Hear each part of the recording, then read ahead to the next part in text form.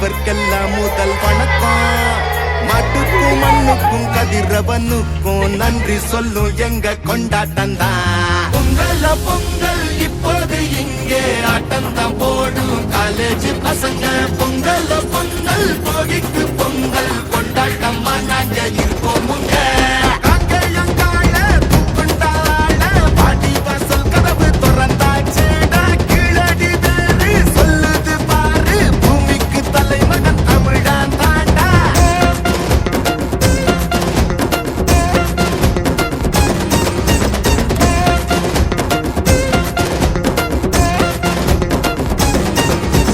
பட்டியில் அடங்கும் ஆட்ட போல வாழ்வதெல்லாம் ஒரு வாழ்க்கை இல்ல. வெட்டியா சுத்துற வேலை இல்ல, கொடி கட்டித்தான் பறக்கணும் வானத்துல.